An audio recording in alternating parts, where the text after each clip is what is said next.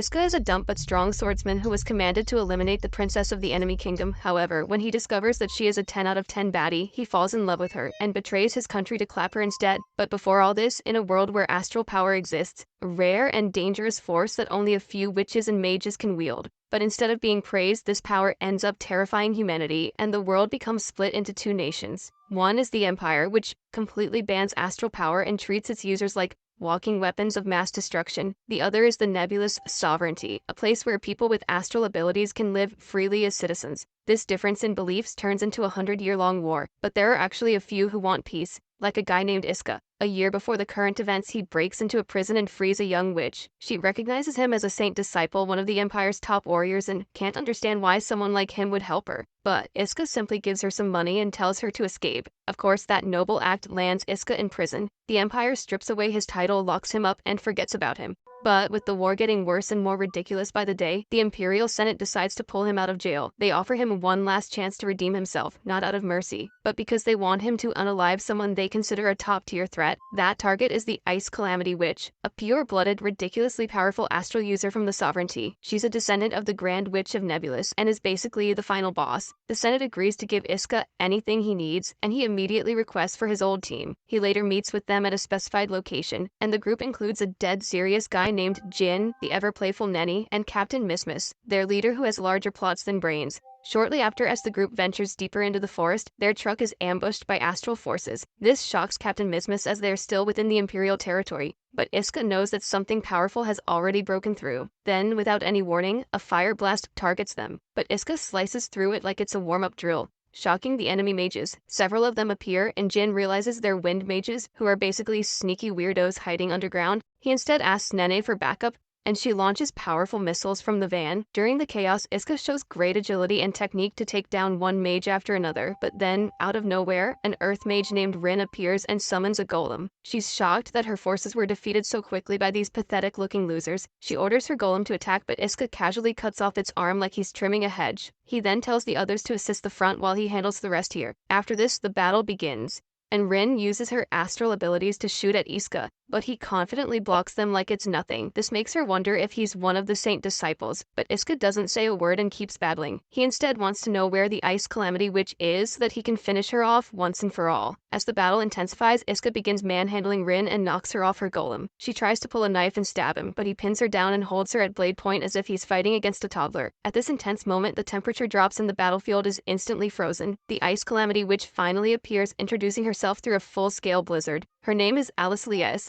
though most just call her Alice. Her sidekick Rin warns her that Iska's a worthy opponent, and his swords can cut through astral powers, but she doesn't seem to care. Alice immediately raises massive walls of ice, but Iska slides through them as if he's at a water park. She then resorts to Plan B and causes a barrage of ice swords to rain on him from above. The move catches Iska off guard, and some of the swords even injure him, but he pushes forward using the full strength of his twin astral blades. As he nears her, she forms an ice shield and blocks his attack, insisting that resistance is useless. But Iska continues pressing forward as he's hell-bent on stopping her. Surprised by his persistence, Alice lets her guard down, allowing him to get behind her. She tries to trap him with vines of ice, but he cuts through them and tells her that she's the one who should step down. Alice refuses, declaring that she will not surrender until the Empire is brought down and the world is united. But before she can strike again, she slips on her own ice, and Iska instinctively catches her. Their eyes meet, and for one awkward second, they finally jolt back to reality when Iska's teammates call out, searching for him. Alice thus gets on her giant bird and retreats, warning that she'll eliminate him the next time. The following day, Alice finds herself thinking about Iska far more than she would like. Hoping to get her mind off the strange encounter, she visits the opera house and sits through a tragic play. The performance moves her deeply, and by the end she's crying so much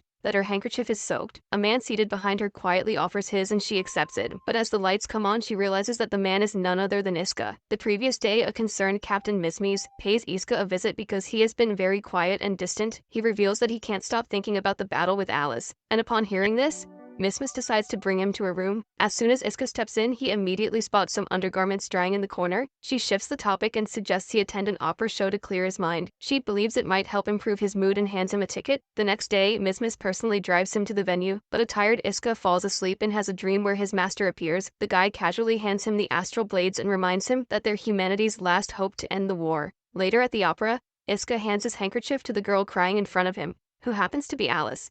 The enraged woman thinks Iska has been stalking her and prepares to attack, but Rin intervenes and reminds her that they're in a neutral zone where fighting is strictly prohibited. It is revealed that this is also the only place where citizens from both kingdoms can live freely without any trouble. After exiting the opera house, Rin and Alice decide to have lunch, and they end up choosing an Italian restaurant, but the waiter tells them that it's fully booked, so they'll have to share a table with a random guy. That lucky person soon arrives, and it turns out to be none other than Iska himself. Alice is left fuming and certainly thinks they're being stalked, but Iska clarifies that he had made this reservation the previous day, with no other options and refusing to appear intimidated. Alice reluctantly agrees to share the table. As they look through the menu, Iska and Alice coincidentally end up ordering the exact same dish. While eating, Alice asks if he likes pasta, and Iska's enthusiasm for creamy sauce makes it pretty clear. Alice begins to see a more human side of him, and they slowly drift into casual conversation. Rin, however, isn't pleased with the developing vibe, and reminds Alice to focus on her meal like a proper noblewoman. At night, Rin tells Alice not to mention anything about Iska to anyone, as he's practically an enemy. She also tells her to throw away Iska's handkerchief, which she's still holding onto. Meanwhile, Iska has another dream, where he's traveling on a train that gets attacked by ugly monsters all of a sudden. He jumps into battle and manages to defeat a few of them, but quickly gets overwhelmed. This is when Alice suddenly appears and uses her astral powers to freeze the monsters.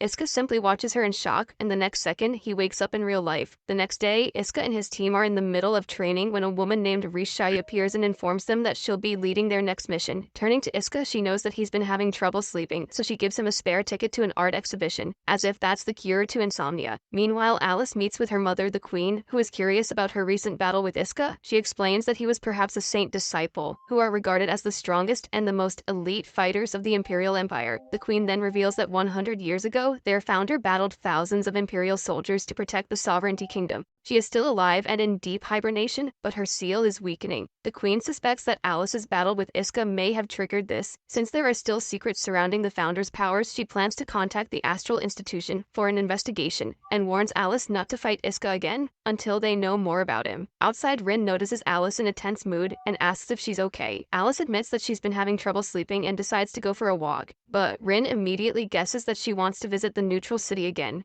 and warns her by reminding her of the last encounter with Iska. Alice insists that it won't happen again, especially since she has no plans to attend the opera. However, as soon as Alice enters the city, she bumps into the creep Iska once more. She furiously questions why an Imperial soldier keeps popping up in neutral territory, but he explains that he's here to visit an art exhibition by an artist from the Empire. He then sarcastically asks if it's appropriate for her to admire art from the enemy, but Alice calmly responds that art transcends borders and doesn't belong to any one country. She then heads off on her own, only to get lost in the crowd. Shortly after, Iska finds her wandering and offers to guide her. Although Alice initially refuses, saying they're enemies, she remembers her own words about art knowing no boundaries and agrees. The two enjoy the exhibit together, and afterwards, Alice buys him a drink as a thank you for helping her. But as they sit and chat, Iska falls asleep on her shoulder as if he's just come home from a 12-hour shift. Alice looks at him and quietly reflects that even though they're enemies, she could easily eliminate him right now if she wanted to. The following day, Iska is summoned to the Imperial Senate. The officials praise him for stopping the Ice Calamity Witch and reveal that they're considering making him a saint disciple once again.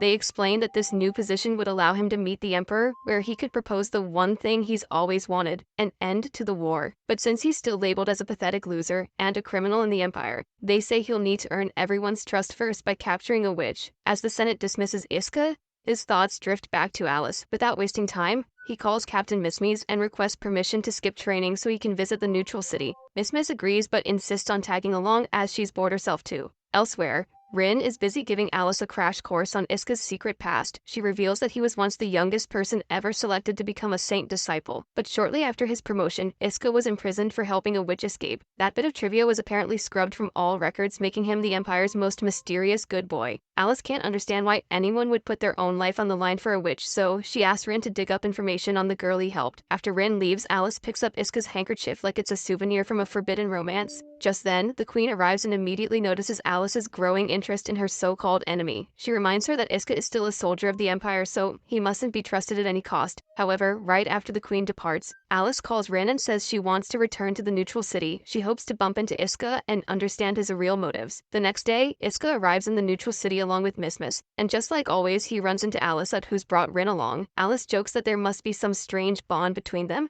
since they keep crossing paths in random cities. Mismes wants to know who she is, so Alice introduces herself by her full title, along with her nickname, the Ice Calamity Witch. Upon hearing this, Miss is left stunned as they're literally trained to hunt witches. They, regardless, walk out of the city and begin talking. Alice wants to know why Iska helped that witch escape, the same incident that led to his imprisonment. He reveals that the witch was just a small girl, and yet, the Empire had her locked up. He couldn't accept that kind of injustice and chose to help her, knowing full well what it would cost him. Alice, still skeptical, doesn't get why someone who would do something so noble is now trying to capture her. Iska explains that his goal has always been peace, but since the Empire and sovereignty refused to come to terms, he had no choice but to plan something bold. He believes that taking a purebred like her hostage would force the sovereignty to negotiate. Stunned, Alice believes his intentions are real, but thinks the plan won't work. Even if he captures her, her mother would never agree to negotiate with the Empire. Alice instead offers him a position under her command so they can fight for peace together. But before Iska can respond, the sky cracks open like a large egg, and the founder appears from a massive rift in the sky.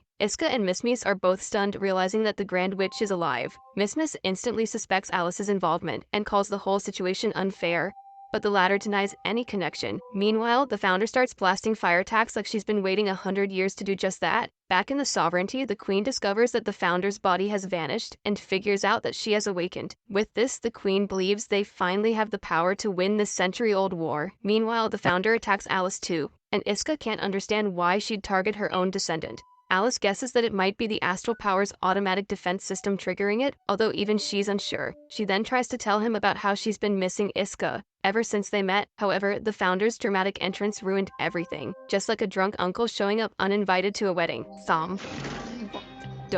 Now furious, Alice decides to fight against the common enemy, alongside Iska. The founder, realizing Alice might be siding with the Empire, declares her an enemy too. She blasts at Alice, but Rin summons a golem to protect her and ends up getting knocked out. He then tells Miss to take Rin to a hospital and evacuate the area immediately. After this, Iska draws his swords, and the founder instantly recognizes them as the Crosswell blades. She wonders if those were what caused her awakening. Iska is stunned and asks how she knows his master, but she says it doesn't matter because he won't be able to stop her anyway. She attacks again, but Iska and Alice manage to counter her easily. An enraged Alice points out that the founder is no longer a hero in her kingdom, but the witch doesn't care about that, as she just wants to destroy the Empire completely. As the battle intensifies, the founder grows wings like an evolved Pokemon and fires more blasts. She uses ice and earth magic to create a massive lion monster and hurls it toward them. Alice freezes it mid-air, but then the founder uses a powerful wind spell that nearly knocks them out. Fortunately, Iska manages to catch Alice mid-air before she is blown away. She tells him to let go because his hands are getting hurt,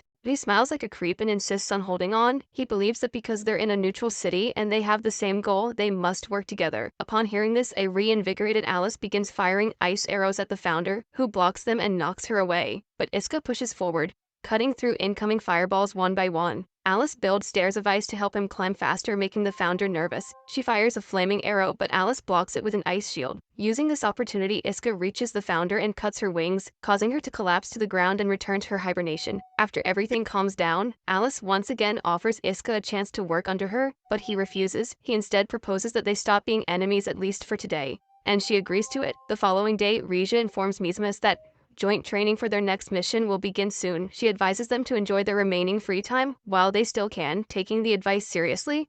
Miss and the rest of the team head to a casino, though they are surrounded by games and lights. Miss feels anxious, wondering if their upcoming mission will be dangerous. The others curiously ask why she wanted to come to a casino of all places. She reveals that her goal is to hit the jackpot and use the winnings to buy a tank, just in case things go south during the mission. Meanwhile, Alice and Rin also arrive at the casino. Rin gives her a quick rundown of the gambling games, and despite Alice not showing much interest, she ends up hitting the jackpot on her very first try. As people surround her in awe, Nini also arrives and congratulates Alice. She mentions that if she had that many coins, she would have bought a tank for their captain. Hearing this, Alice decides to give the jackpot to her, stating she has no need for the money. An excited Nene then returns to her group and tells them how a beautiful blonde girl gave her the jackpot. Iska, upon hearing about a mysterious blonde girl, momentarily wonders if it might be Alice, but quickly shakes it off, thinking it's probably just a coincidence. On her way out, Alice spots a fortune-telling shop. She curiously walks in and asks the fortune teller when and where she will meet a certain boy she's looking for. The shady fortune teller doesn't even do any research and simply says the person is already close by, and that their connection cannot be broken. Not long after, Iska also passes by the shop and decides to ask the fortune teller about a girl he's searching for. He is told the exact same thing, that the person he's looking for is nearby, at the Imperial Kingdom headquarters. Risha is summoned by the Senate.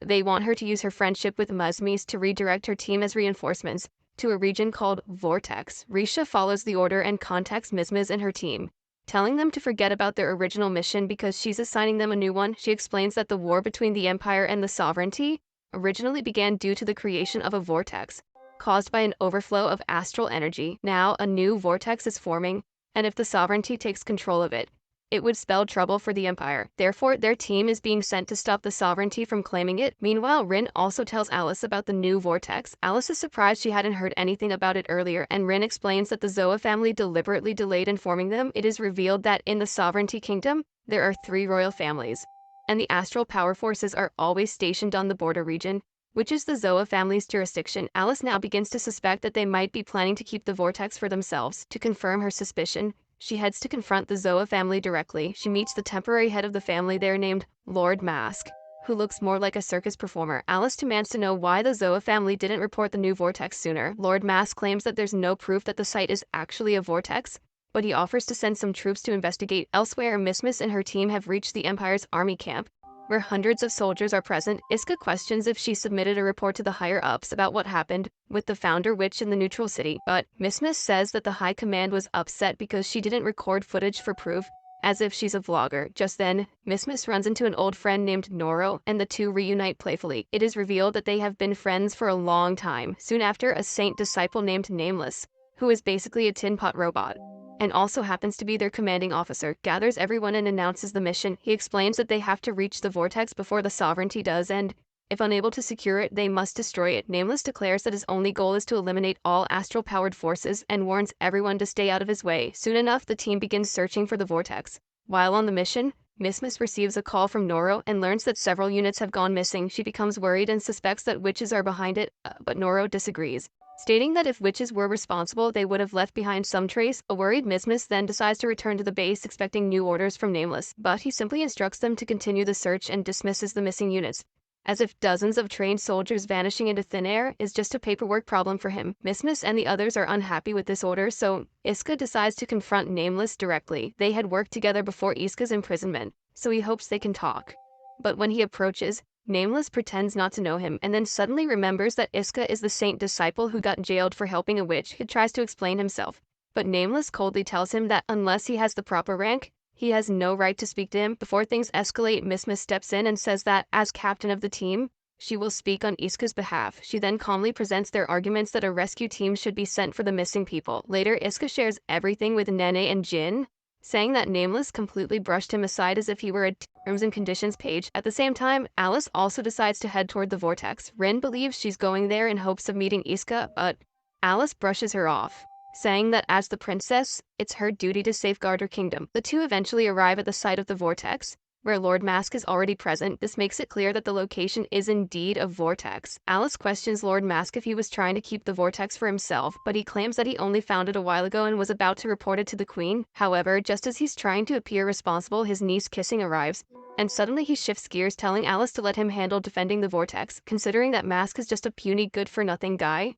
Alice wonders whether Kissing is strong enough to fight the Imperial army. Lord Mask responds with confidence that she has better powers than Alice herself. Alice doesn't doubt Kissing's ability, but she still wants to know what the Zoa family really plans to do with the vortex. Mask, with zero hesitation, admits that every astral mage dreams of defeating the Empire's army, as if it's just a childhood ambition, like becoming an astronaut. From this, Alice concludes that the Zoa family definitely intends to weaponize the vortex to shift the balance of power in the war. Elsewhere, Miss Mies and her gang must start receiving strange astral readings. She then receives a call confirming that the readings are coming from an astral art, meaning someone from the sovereignty has indeed sneaked in. They realize this infiltrator might also be the one behind the missing units. Eventually, their sensors pick up a signal, and the team gets excited at the thought of being the first to find the vortex.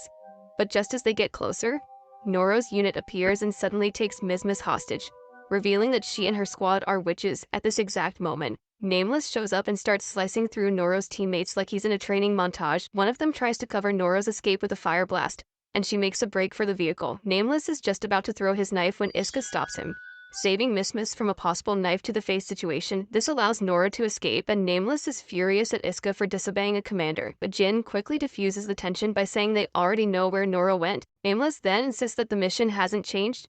They still have to find the vortex or destroy it if it ends up in Sovereignty's hands. Back near the vortex, Lord Mask remarks how small it is. He soon learns about Noro and meets her, praising her for capturing Imperial soldiers. Because Miss had previously met Alice in the neutral city, She blurts out that she recognizes her, but Rin quickly steps in and knocks Mizmiz out in the nick of time. Alice realizes this might be her best chance to confront Iska again, and asks Noro for the location of the Imperial base. Meanwhile, the Empire starts bombing the Sovereignty base, so Iska and the others sprint into action to save Mizmiz. They soon find her being dragged by Noro like she's a sack of potatoes. Iska breaks free and deflects all of Noro's attacks without even flinching. Meanwhile, Kissing shows up and stops one of the Empire's missiles just seconds before impact. This makes Iska realize that she's a purebred and seriously powerful. At the Imperial base, Alice arrives to find it abandoned, but Nameless, wearing a camouflage suit, is already there. He tries to ambush her, but Rin senses his presence just in time and takes the hit, getting injured in the process. Seeing Rin wounded makes Alice really angry, and she prepares herself for a battle. Back at the Sovereignty base, Kissing forms massive thorns and launches them at Iska, only to be stunned when he blocks them with ease. She realizes he must be a Saint disciple, one of Empire's top warriors. Kissing then responds by regenerating the previously destroyed missile and slams it down toward him like it's a bowling ball. On the other hand, Alice launches her ice shots at Nameless, but he dodges them and throws her own swords back at her. Rin jumps in again, shielding Alice and getting even more battered. This sends the princess into a fit of rage, so she decides it's time to stop holding back. She thus activates her great ice calamity, freezing the entire area and forcing the Nameless to escape. Just when Alice breathes a sigh of relief, she sees a sudden explosion near the vortex and gets worried. Kissing, meanwhile, is certain that the nuke finished off Iska, but he emerges from the flames as if he's an invincible cockroach. Annoyed, she hurls yet another attack, but Iska dodges and knocks her out with a light tap of his sword, like he's just closing the book on an annoying chapter. In the aftermath, Iska and Miss decide to take Kissing back to base, but just as they start moving, Lord Mask appears out of nowhere and stabs Iska from behind. He then kicks Miss into the vortex before escaping with Kissing. Iska, who's still reeling from the stab, immediately jumps in after her. Surprisingly, Alice also arrives at the scene and jumps inside the vortex to rescue them. She offers to help him escape, but only if he promises to fight her later. Iska accepts and immediately grabs her hand. Just as Alice begins to pull them out, the astral energy inside surges, causing the vortex to explode and throw them out in different directions. Shortly after, Jin and Neni find their teammates and promptly take them away in their van. Several days pass, and Rin notices that Alice can't stop thinking about Iska. She decides to help by suggesting that they arrange a proper fight between them, hoping that once Alice confronts him, she might finally move on. Elsewhere, a distraught Miss falls to her knees and apologizes to her teammates, believing that if she hadn't been kidnapped by Noro, none of them would have had to face such trouble. But Iska reassures her that everything turned out fine and there's no need to dwell on it. Soon Risha shows up and drops a bombshell. They'll have to infiltrate the Sovereignty to capture Queen Nebulis herself. The others are stunned, as sneaking into the Sovereignty is nearly impossible. Like winning an argument with your girlfriend. They ask if Risha has any kind of plan, and she promises to reveal it once all the preparations are made. Meanwhile, in the neutral city, it's revealed that Alice has been searching for Iska for 3 days straight. Rin, who is starting to lose faith, thinks Iska must have died in the vortex explosion, but Alice refuses to believe that and confidently insists that he's still alive. She then tells Rin to search in another direction while she continues on her own. As Rin watches her go, she thinks about Alice's position in the royal family. As a direct heir to the throne, Alice should be spending time building alliances and support among nobles instead of searching endlessly for one imperial soldier. Hence, Rin decides to take drastic measures to erase Iska from Alice's mind. The Imperial base, Miss suddenly feels an odd tingling in her shoulder. She takes off her jacket to look, only to find a glowing astral crest on her shoulder, as if she got a new tattoo. Iska steps forward to calm her and gently asks if she has any idea how she got it. Miss is just as confused as everyone else, but Jin theorizes that it must have happened when she fell into the vortex. He believes the explosion may have been caused by an astral spirit, and during that moment, it somehow possessed Miss. Jin suggests they can confirm whether the crest is real by showing it to the research institute, but Nene warns that if the Empire finds out, they might execute her for being a witch. Iska then presents Miss with 2 options.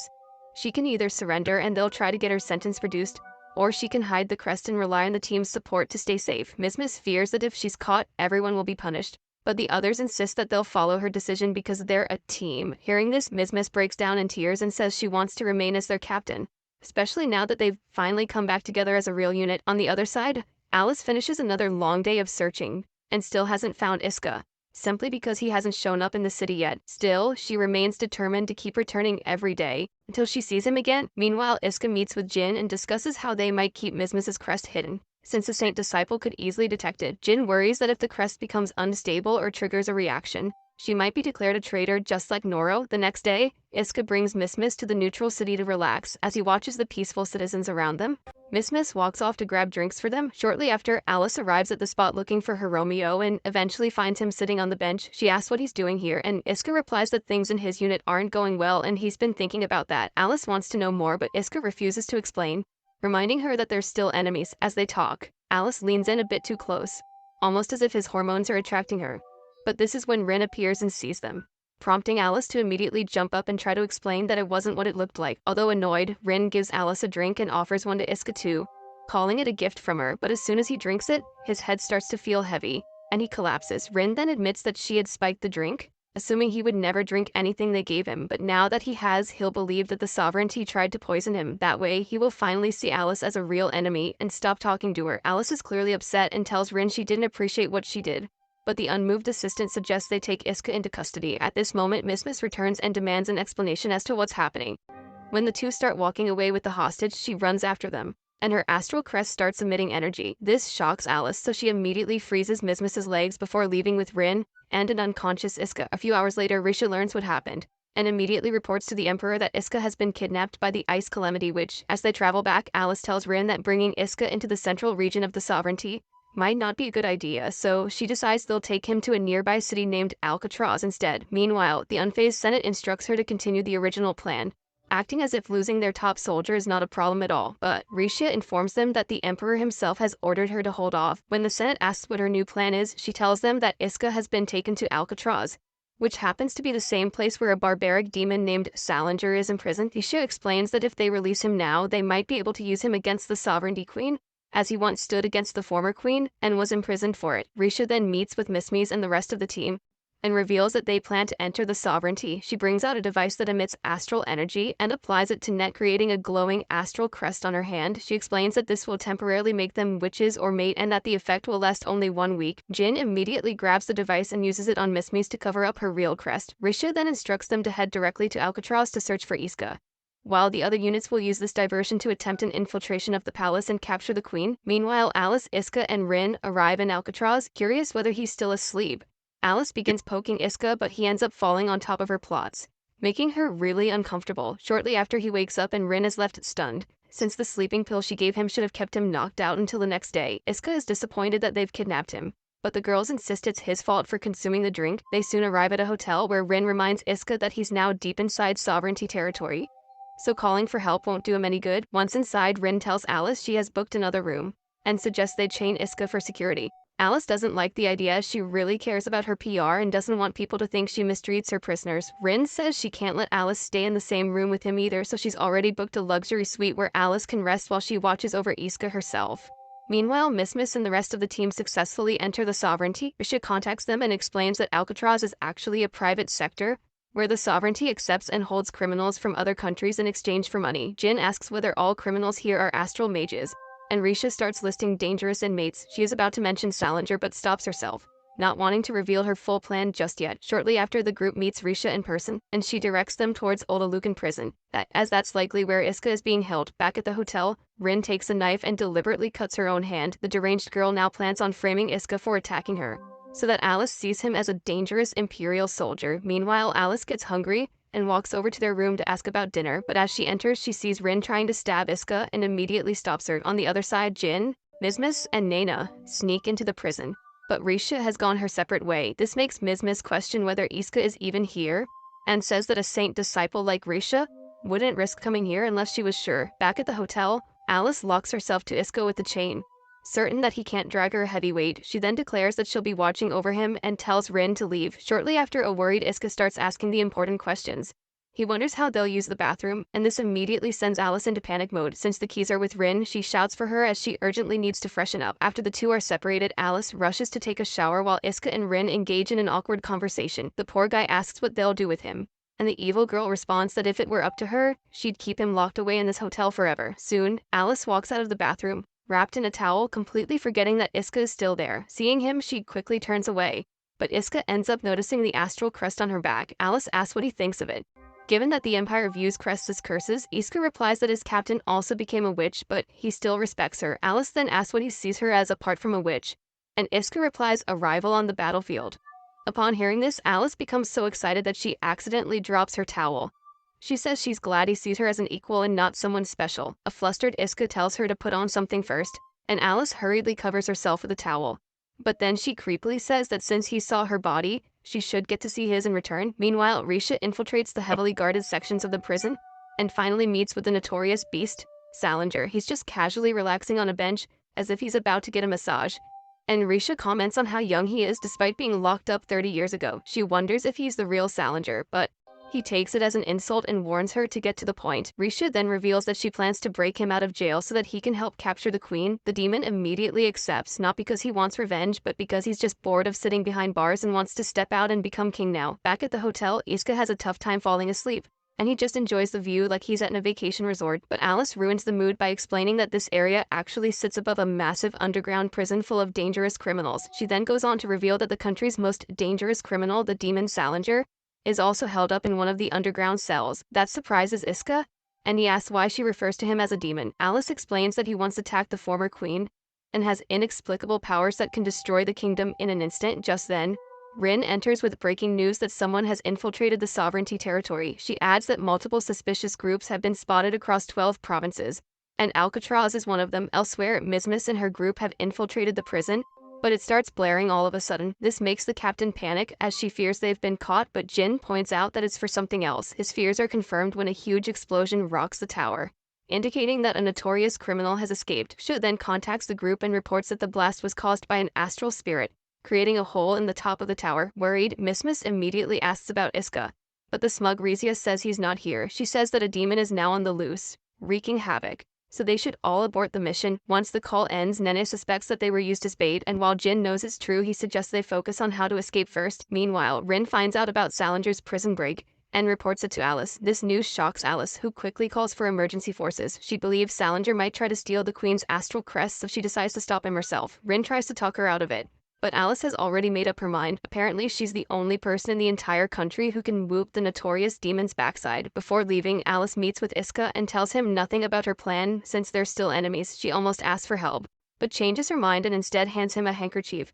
replacing the one she previously gave. At the prison, the guards are closing in and Jin realizes that there are too many of them. He thus thinks of a plan to distract them so the others can launch an attack. However, Miss Mi insists on being the decoy and runs in front of the guards while flaunting her astral crest. They soon corner her and are about to finish her off, but Jin and Nene zap them with their guns in the nick of time. Back at the hotel, his phone starts ringing and he realizes that Alice forgot to hide it. He quickly answers and finds Mismas on the call, asking where he is. Iska reveals that he's chilling in a hotel room alone and that the ice witch is heading towards the prison. To his utter shock, Mismas reveals that they're already inside the same prison. He asks what they're doing there, but Jin jumps on the call and urges him to meet them as soon as possible. Says he can't escape because he's still in handcuffs, but then he suddenly remembers the handkerchief Alice gave him. He looks inside it and finds the keys to his cuffs in a really romantic fashion. Meanwhile, Alice and Rin arrive near the prison and are welcomed by a huge ball of fire, but they manage to escape just in time. The place is in flames. Alice uses her ice powers to freeze it all and takes command of the guards. Iska, on the other hand, reunites with his team and apologizes for getting kidnapped by a bunch of beautiful girls. Mismas says they must escape, but Iska has other plans in mind. He takes back his weapons and asks everyone to wait for him at the hotel while he takes care of some unfinished business. Inside the destroyed prison, Rin confronts Salinger, who's sitting on top of the debris like it's his throne. She calls him a traitor of the nation and reminds him that he tried to steal the queen's astral spirit. However, an unconcerned Salinger claims that he's the king and that collecting spirits as taxes is his royal right. He says he'll become even more powerful than a king by gathering all the spirits. A furious Rin shouts that he's nothing more than a criminal and throws her weapon, but Salinger blocks them easily using a wind astral spirit. He doesn't just have one spirit, he has several, probably stolen from their original users. A stunned Rin tries everything she can. She summons her golem and tries to bind him with rocks, but he easily overpowers her and throws her aside. As if that wasn't enough, Salinger brags about having a pure-breed earth astral spirit, saying hers is nothing in comparison. That angers Rin, who realizes his power came from stealing the royal bloodline spirits. She declares that he'll face severe punishment, but Salinger tells her to shut up as he's tired of her barking. He mocks the royal family for being too soft to unleash their full power. Then he hits Rin with an invisible blast, sending her crashing down, bleeding. He complains that this fight is no fun, and it's like he's beating up a puppy. As he moves in for the final blow, Iska suddenly arrives and slices his attack in half. Salinger is stunned that someone could block his invisible strike that easily. But now, the real battle is just getting started. Iska asks Rin if this is the guy who's considered Alice's enemy. Once she confirms it, Iska agrees to fight Salinger, but only on the condition that Rin won't stop him or his friends from returning to the Empire. She doesn't exactly say yes, but her silence is enough for Iska to begin the battle. Salinger, on the other hand, is confused as to why a soldier from the Empire is trying to stop him in the first place. Meanwhile, a man in a fancy suit named Schwartz, who happens to be the butler of Alice's younger sister Sisbel,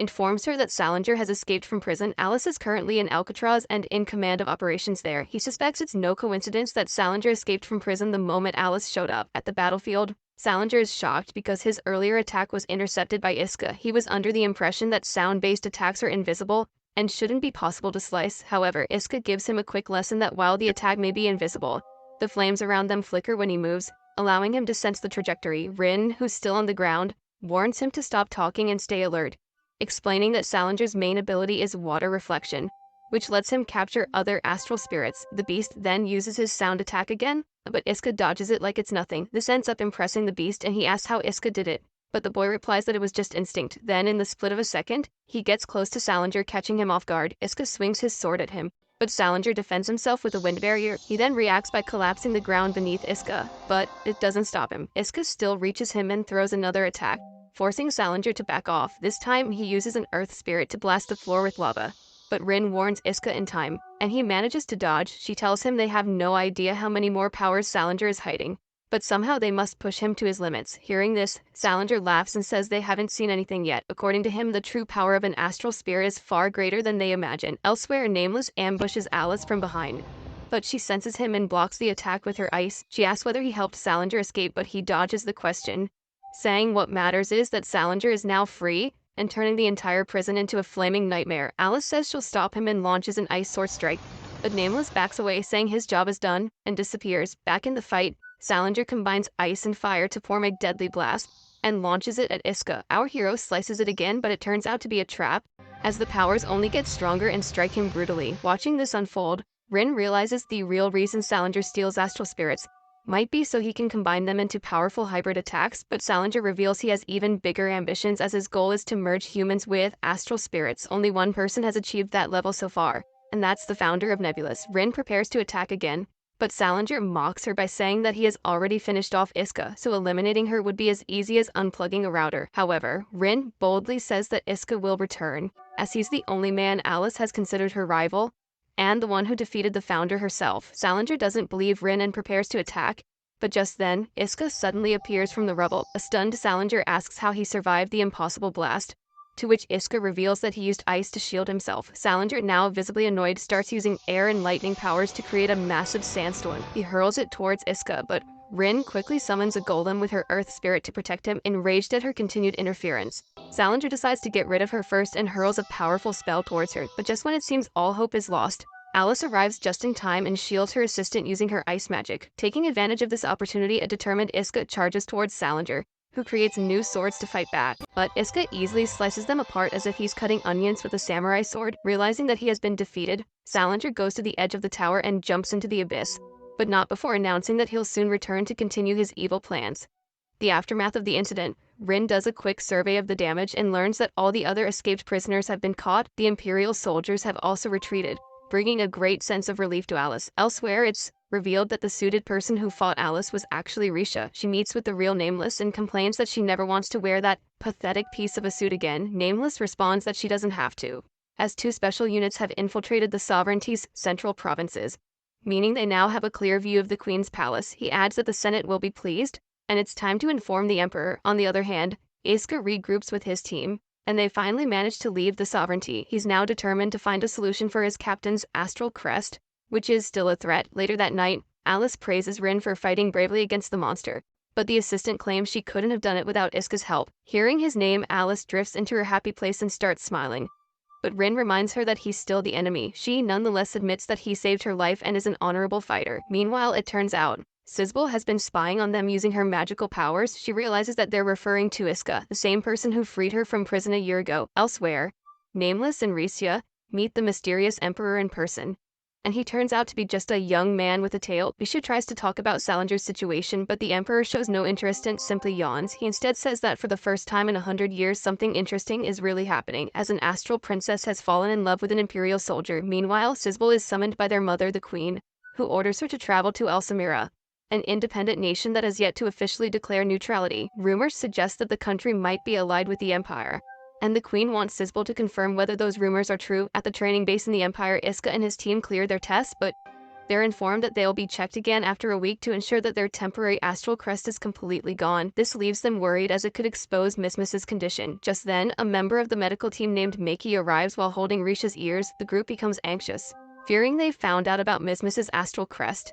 But Maki instead commends them for working hard through back-to-back dangerous missions, warning that if the general public discovers the truth, they may start questioning the headquarters leadership. She thus announces that the team will have to take a long 60-day break with 0 missions or responsibilities. After the two leave, Miss expresses her joy as the delays mean the next astral crest checkup will be postponed. They now have enough time to find a solution for it. The rest of the team agrees, and they decide to leave the Empire for their vacation. Alice, on the other hand, has been handed administrative work, which includes going through a heap of documents. She says she's bored and wants some action, but Rin reminds her that she already did that a few days ago. Just then, they hear music and celebration coming from outside, signaling someone's return. Alice guesses it's probably her elder sister, who has returned early to participate in the upcoming election. She then continues to say that she needs a vacation, away from the boring politics, but Rin reveals that Sisbel is already leaving on the Queen's orders, so Alice has no choice but to stay. Elsewhere, we see Elatier with Lord Mask, who actually wears masks even when he's at home. She expresses suspicion that someone close to them might be working with the Empire. Mask finds her theory interesting and asks if she has any evidence, but her admits she isn't sure yet and doesn't know what to do in such a complicated situation. At the independent nation of Alsamira,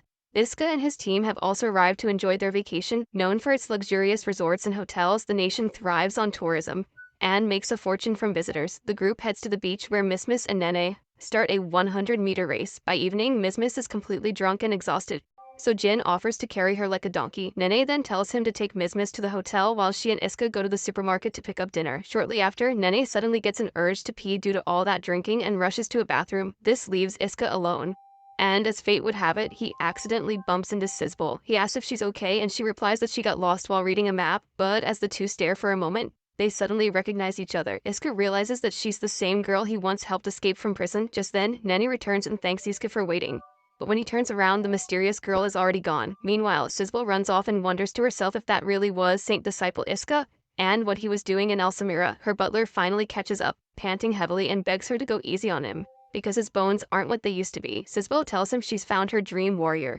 and has something important to discuss with him. Back at the palace, Alice is drained from all the paperwork, but Rin tells her there's a meeting tomorrow in the Queen's Hall where she'll have to meet all the guests in person. This really annoys Alice as she only wants to go on a vacation and wear her royal swimsuit. Just then, the Queen arrives and asks Alice to come with her. Meanwhile, Sisbel returns to the spot where she met Iska and uses her ability to trace his movements after their encounter. Her butler spots Iska and asks if she seriously plans to ask him for help, and Sisbel firmly says yes. Back at the palace, Alice asks her mother where they're going. The Queen says she has the key to Sisbel's room and wants to search it, since the girl has been acting strangely lately. She tells Alice that both of them are her daughters and she sees them as princesses, but the public doesn't have high expectations from Sisbel, which makes it unlikely that she'll win the election. Rin then asks if the Queen sent Sisbel to Alsamira just to search her room, but the Queen denies that, saying she sent her there because she's capable, and also because it's a convenient opportunity to look through her things. Soon after, they open the door and start searching through every corner like creeps. Alice soon comes across a newspaper which contains an article about Iska's arrest. It specifically references the same incident when he had helped someone escape. This leaves Alice shocked, and she wonders how her nerd sister knows him. Back in Alsamira, Sisbel and her butler reach the hotel where Iska is staying. She successfully sneaks into Iska's room,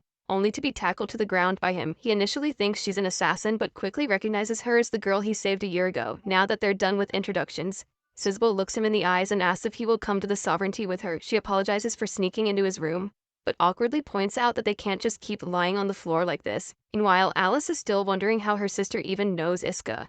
She suspects that Sisbel might have seen them together in the neutral city using her astral spirit, but Rin points out that Sisbel can only see things within a 300-meter radius. This means that the girl might have overheard their conversation here in the palace. Back in the room, Sisbel reveals that after being rescued by Iska last year, she never told anyone about him being an Imperial soldier, so she's here to thank him properly by gifting him a bracelet, but Iska refuses, as he's certainly not a gold digger and has bigger goals. Sisbel claims that she unintentionally ruined his status and respect, and now wants to help him restore what he lost, but to do that, she needs him to come with her to the sovereignty. When Iska asks who she is, she responds that she works in the royal palace as a servant. He still doesn't understand why she needs his help specifically, To which Sisbel responds that she can't trust anyone right now. She then starts to get emotional and says she will return again to meet him. Then she quietly leaves, though Iska notices she left the bracelet behind. On the other side, Rin tells the queen that they didn't find anything strange in Sisbel's room.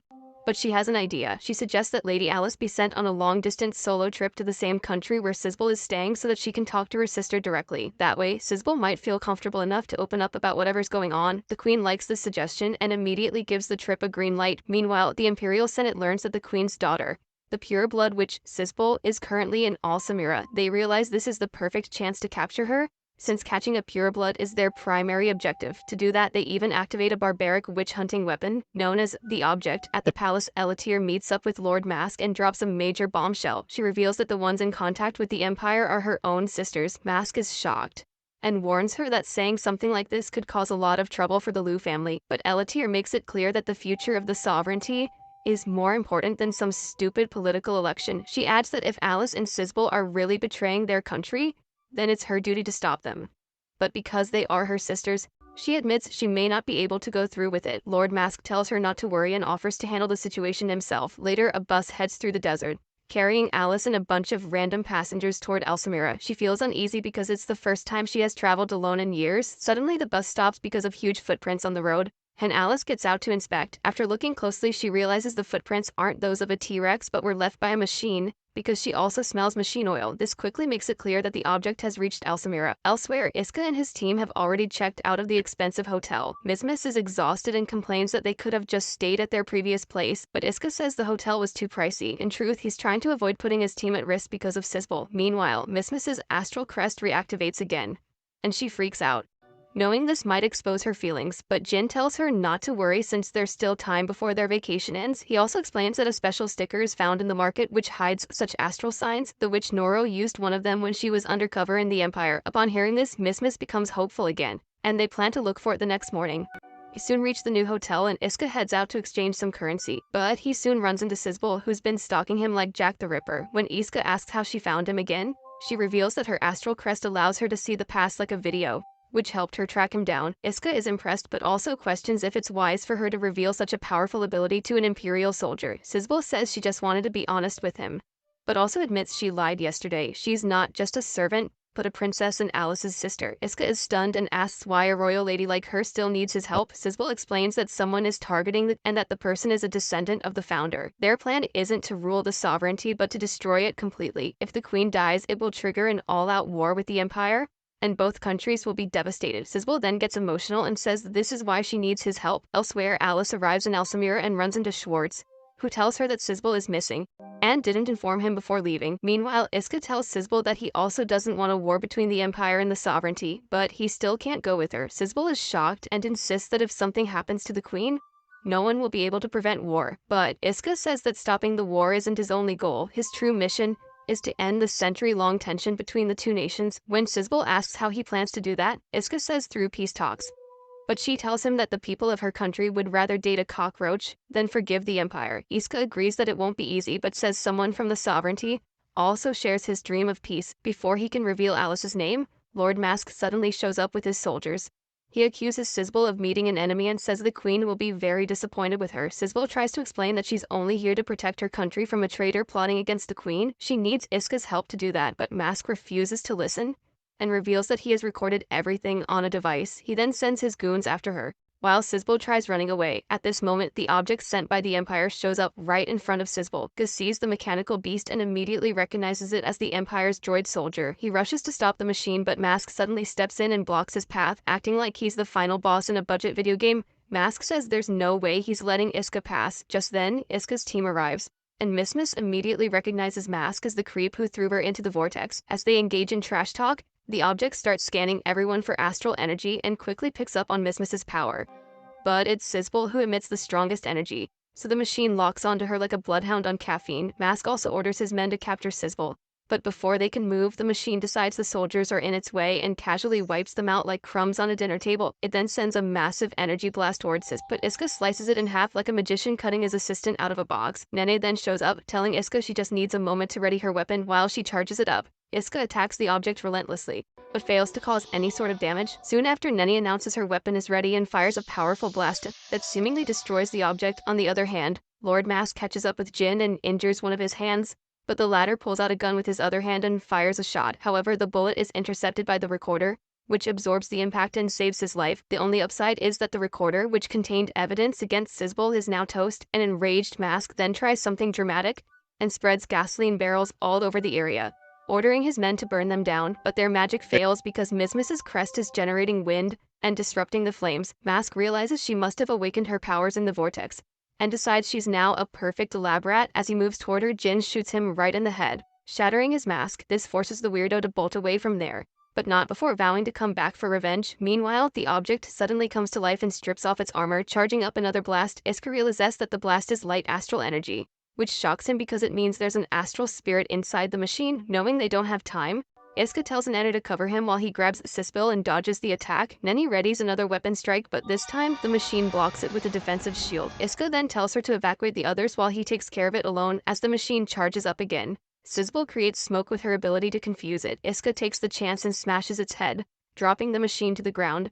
But it doesn't end there, as astral energy begins to leak from the machine and grabs Sizbul, forming a massive new entity. A worried Iska launches several attacks, but to no avail. Just when it seems the machine is going to win, Alice makes a grand entrance and hits it with a snow attack. A shocked Iska asks what she's doing there, and Alice throws the question right back at him. She then uses her snow vine to trap the entity and clear a path for Iska. He charges forward, but the entity breaks free quite easily. Alice explains it's an astral spirit, and Iska realizes the Empire must have been trying to weaponize it. The spirit then launches an attack and Alice manages to block it with her ice shield, but this sends the spirit off the edge and it starts causing destruction everywhere, while blabbering in a strange language. Fed up with the chaos, the two decide to work together. Alice uses her ultimate skill, while Iska also awakens the best ability of his sword. Their combined attack slices through the spirit's energy and lands a direct hit, defeating the entity once and for all. As it turns to dust, Sizbul is finally released from its clutches. Meanwhile, the Senate learns that their witch-hunting weapon has been destroyed, and immediately starts planning their next move like sore losers. Back at the city, Iska and Alice thank each other, and she blushingly says she no longer wants to fight him. Suddenly, Sizbul wakes up and asks Alice if she knows Iska and what their relationship is. When Alice awkwardly denies knowing him, Sizbul confesses that she sees him as her dream prince. Upon hearing this, Alice becomes enraged, but she's forced to keep her mouth shut because teammates also arrive looking for him, and he takes this chance to run away. Elsewhere, Rija and Nameless learn that Iska destroyed the weapon with the witch's help. Nameless asks about the Emperor, and Rija guesses he's probably out enjoying herself. Meanwhile, Salinger is walking freely through the beautiful fields. He grumbles about being bored until he suddenly senses something. It's none other than the Emperor himself, who has something very important to share. Back at the palace, Lord Mask informs his niece Kissing that it's time to prepare for the Queen's election. Meanwhile, the Queen summons Elatir and questions if she was the one who leaked Sizbul's location. She also asks Elatir if she's truly her daughter and not an imposter. In response, Elatir lets out a sinister smile, hinting that the real drama has only just begun. On the other hand, Alice and Iska secretly meet again. She asks why they always meet like this, but he says he doesn't mind. Alice warns him to pretend not to know her whenever sovereignty people are around, to which Iska agrees. They then share a quiet moment before parting ways once more, returning to their respective worlds.